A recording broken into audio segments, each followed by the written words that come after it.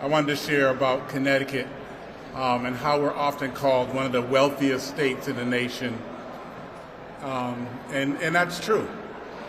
But it's also a state where far too long many families have been going without.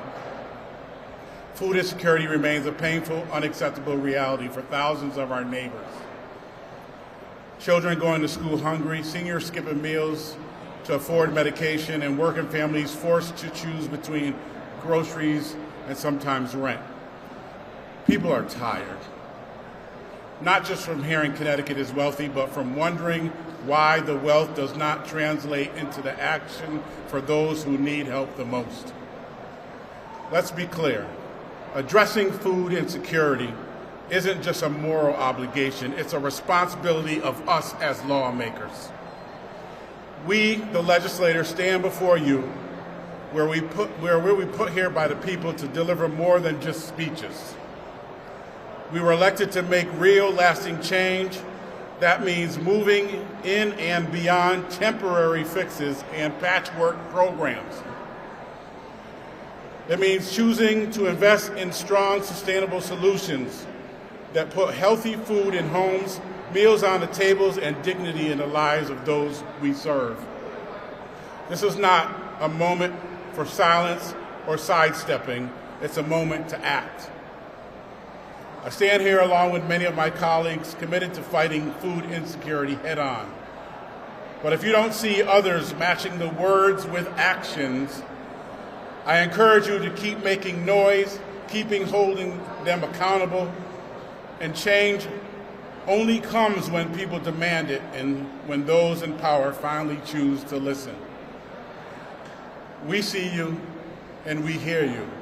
For all those that stand in those lines at our food pantries, and in New London, it's at the bodega, at the place, and it's actually right around the corner from my home, and probably, I believe it's 3 times a week when I'm traveling to come to Hartford, the line is wrapped around the corner.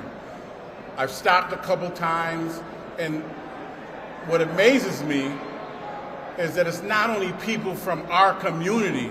We have people from 5 and 10 miles away coming to New London to fill their bags with food. That is ridiculous. So I'm calling on my colleagues to stand up and show actions instead of the words that we speak so much in front of the cameras, to make sure that you sign on to the bill that has been presented to take care of those that are struggling and in need.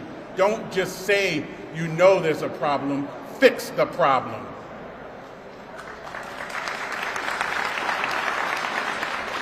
So if Jen Muzio and Stephanie Clark could come up here to the podium. They are from the Legislate Health District in New London. I call them my chiefs in charge, because not only with food insecurity, but outreach, mental health, making sure that our seniors are taken care of, that our kids have after-school programs. Our food pantry goes above and beyond just food. So thank you so much for being here. I so much appreciate you, and please come up and share what the place is about.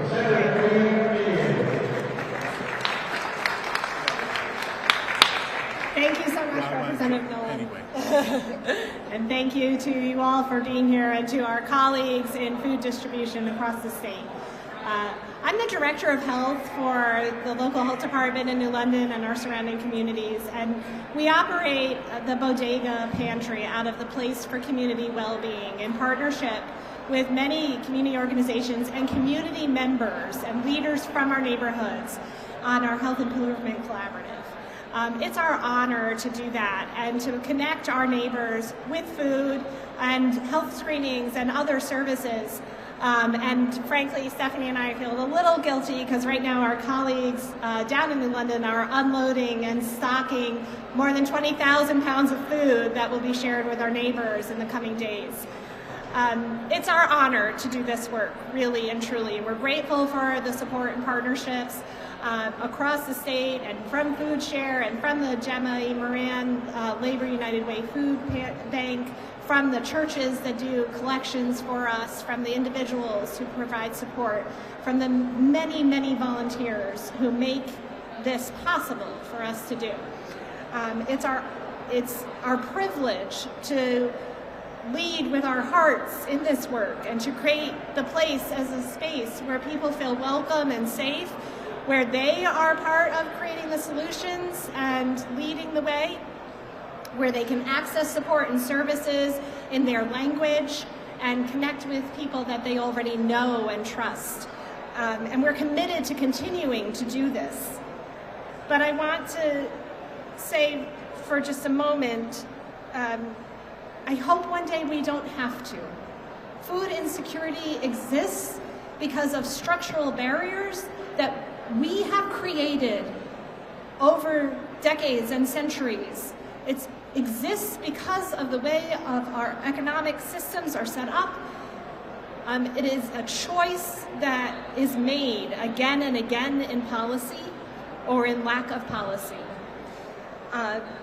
It is also needs to be recognized as a public health issue and a growing public health crisis. And that is why I want to represent again my position as Director of Health, where I am charged by statute to identify and address the public health concerns of my community. And time again, and including in the discussions and qualitative data collected for our most recent community health assessment, food insecurity is the leading public health crisis for our community. It is about the immediate need of people being hungry, and it is about the long-term impact on overall health and well-being and the rising rates of chronic disease that result from inadequate access to food and healthy food. So I implore our policymakers to support the bills that are listed here that speak very specifically to food insecurity, and to look at the bills that touch food insecurity by dismantling barriers in our other systems, by making it easier for parents to go to work, to get their kids to child care, to access health care. All of those have impacts on food insecurity. And I hope that one day we won't have to stand here to raise awareness. Thank you.